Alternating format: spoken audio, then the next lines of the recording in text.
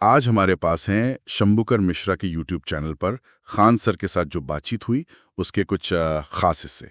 Khan sir, मतलब नाम तो सबने सुना ही है, पढ़ाने का वो अलग अंदाज और फीस तो एकदम ही कम। और अभी हाल में उनकी शादी की खबरें भी थी। हाँ बिल्कुल। और इस इंटरव्यू में मजे की बात यह है कि सिर्फ उनके कोचिंग या पढ़ाने के तरीके की बात नहीं है, उनकी पर्सनल लाइफ कैसी है, कितनी सादगी है, क्या सोचते हैं वो, समाज के बारे में उनके क्या विचार हैं, वो सब कुछ जानने को मिलता है। तो चलिए जरा गहराई से देखते हैं इसको कि क्या क्या पहलू सामने आते हैं खान सर के। हाँ देखते हैं, ये काफी दिलचस्प होने वाला है। कहाँ से शुरू करें? उनकी निजी जिंदगी, शादी से। सुनने में आया कि शादी काफी गुप्त रखी गई और पूरी तरह अरेंज मैरिज थी। हाँ बिल्कुल। शुरू में तो बिल्कुल पता नहीं चलने दिया, और थी अरेंज मैरिज ही। वो कहते हैं कि मेन चीज थी सोच का मिलना, मतलब मेंटालिटी मैच। अच्छा। और शादी भी मतलब एकदम सादे तरीके से, कोई बोझ नहीं लड़की वालों पर।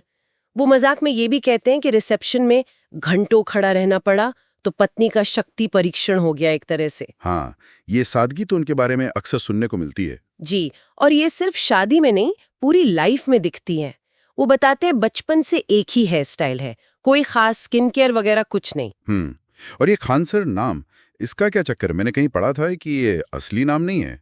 हाँ, इंटरव्यू में उन्होंने बताया कि कोचिंग शुरू की तो मालिक ने कहा पूरा नाम मत बताओ, और बस फिर यही खान सर नाम चल पड़ा। अच्छा। वो अपनी माँ का जिक्र करते हैं, बड़ा सम्मान है उनके मन में। कहते हैं माँ की परख और समझ कमाल की है, और ये भी मानते हैं कि माँ और पत्नी के बीच बैलेंस के लिए आपसी समझ बहुत जरूरी है। ये पारिवारिक मूल्यों पर जोर और ये सादगी, क्या ये उनके काम मतलब पढ़ाने के तरीके से भी जुड़ता है? हाँ जुड़ता है बिल्कुल। देखिए, उनका खुद का एकेडमिक सफर कोई बहुत टॉप वाला नहीं रहा। सामान्य छात्र थे, अंग्रेजी में दिक्कत थी, डिप्लोमा या एनडीए में जाना था वो हो नहीं पाया। पर उन्होंने प्रैक्टिकल स्किल्स सीखी, और पढ़ाने का आइडिया तब आया जब वो दोस्तों को समझाते थे। अच्छा, दोस्तों को? हाँ, मुश्किल चीजें आसान भाषा में। तब उन्हें लगा कि यार टीचर लोग तो खामखा मुश्किल बना देते हैं। तो यहीं से वो उनका फेमस स्टाइल आया, एकदम सरल भाषा वाला। बिल्कुल। वो कहते हैं भाई मुझे कोई गवार भी कहे मुझे फर्क नहीं पड़ता। हाँ। मेरा मकसद है छात्र को समझ आना चाहिए उसके लेवल पर जाकर। हाँ, ये तो है। लेकिन वो अनुशासन पर भी काफी जोर देते हैं, थोड़ी सख्ती भी। हाँ, सख्ती, और वो तो इंटरव्यू में पिटाई तक को जरूरी मानते हैं जरूरत पड़ने पर, जो आज के टाइम में थोड़ा कह सकते हैं कंट्रोवर्शियल लग सकता है। बिल्कुल। और फीस, ये कैसे मुमकिन है? 200 रुपए में मैप्स, 4,500 रुपए में पीसीएस, मतलब ये तो अविश्वसनीय है ना? हाँ। और ऐप पर 1.5 करोड़ छात्र, ये स्केल कैसे मैनेज होता है? देखिए, वो इसे गुरु दक्षिणा कहते हैं। उनका फंडा क्लियर है, शिक्षा महंगी नहीं होनी चाहिए, खासकर गरीब बच्चों के लिए। और ये सिर्फ चैरिटी नहीं है, ये टेक्नोलॉजी का इस्तेमाल है, बड़े स्केल का फायदा है। एक पूरा मॉडल बनाया है उन्होंने।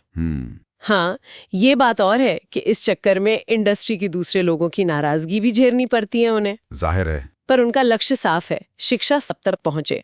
और वो बताते हैं ना कि जब फल बेचने वाले की बेटी अफसर बनती है तो उन्हें लगता है काम सफल हुआ। तो ये शिक्षा को सस्ता और सुलभ बनाने के साथ साथ वो मौजूदा सिस्टम पर भी काफी सवाल उठाते हैं। हाँ, खूब उठाते हैं। वो कहते हैं टीचर सिर्फ अपना ज्ञान दिखाते हैं, सिलेबस में कमी है, सिस्टम ठीक नहीं है। शिक्षा पर जीएसटी का विरोध करते हैं, कहते हैं लड़कियों के लिए तो बिल्कुल हटा दो, और जेएनयू जैसे और सस्ते संस्थान होने चाहिए। असली शिक्षा मतलब समझ बढ़नी चाहिए, सिर्फ डिग्री नहीं। शिक्षा से आगे देखें तो देश और समाज पर भी उनके विचार काफी मुखर हैं। वो 2047 वाले लक्ष्य पर सवाल उठाते हैं। जी, इंटरव्यू में तो वो इसे सबसे बड़ा झूठ तक कहते सुनाई देते हैं। उनका पॉइंट है कि भाई पहले आज की समस्याएं देखो, गरीबी, स्वास्थ्य, बेरोजगारी, महिला सशक्तिकरण, पहले ये ठीक करो। गरीबी पर उनका नजरिया भी शायद थोड़ा अलग है। हाँ, बहुत अलग। वो कहते हैं गरीबी कोई सहानुभूति की चीज नहीं है, ये एक बीमारी है, और इसे जड़ से खत्म करना होगा, आक्रामक तरीके से। अच्छा, और बिहार की समस्याओं पर भी वो खुलकर बोलते हैं? बाढ़, पलायन, अपराध। हाँ, सब पर। बाढ़ के पीछे भ्रष्टाचार का आरोप लगाते हैं, पूंजी की कमी, पलायन, अपराध पर भी बोलते हैं। वो ये भी पॉइंट आउट करते हैं कि कैसे जाति या पैसे के आधार पर किसी को बाहुबली और किसी को अपराधी कहा जाता है। जाति आधारित वोटिंग, स्वास्थ्य सेवाओं का हाल, पटना के अलावा बाकी शहरों का विकास न होना, सब पर बोलते हैं। अपराध को लेकर वो थोड़े सख्त रवैये के समर्थक लगते हैं। हाँ बिल्कुल, योगी आदित्यनाथ के स्टाइल की तारीफ भी करते हैं इंटरव्यू में। सख्ती से निपटना चाहिए ऐसा मानते हैं। मीडिया के भी एक हिस्से की आलोचना करते हैं। कुछ एंकरों के लिए तो विष कन्या जैसा भारी शब्द इस्तेमाल किया है। हाँ, वो कहते हैं 24 घंटे न्यूज की बजाय स्किल डेवलपमेंट जैसे प्रोग्राम दिखाओ। और आरक्षण पर भी उनका कोई सुझाव था शायद। हाँ, एक इंटरेस्टिंग सुझाव है। कहते हैं कि जो संपन्न लोग हैं वो स्वेच्छा से आरक्षण छोड़ दें अपनी ही जाति के गरीबों के लिए, लेकिन शर्त ये कि पूरी प्रक्रिया पारदर्शी हो। अब ये ऐसे विचार हैं जिन पर बहस हो सकती है। तो कुल मिलाकर देखें, इस बातचीत से खान सर की एक मिलीजुली सी तस्वीर उभरती है।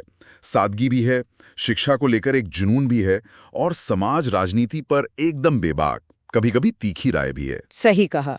एक साधारण पृष्ठभूमि से आकर उन्होंने शिक्षा को जैसे सब तक पहुंचाने का बीड़ा उठाया है, और सिस्टम पर सवाल उठाने से या अपनी राय रखने से हिचकते नहीं, भले ही वो विवादास्पद क्यों न लगे। हाँ, वो कम फीस, सरल भाषा, सिस्टम पर सीधी चोट, ये सब उनकी पहचान बन गए हैं। बिल्कुल, उनकी कहानी यही दिखाती है कि कैसे एक व्यक्ति अपने अनुभवों से, अपनी सोच से एक बड़े पैमाने पर असर डाल सकता है। और जाते जाते हमारे सुनने वालों के लिए एक सवाल छोड़ जाते हैं।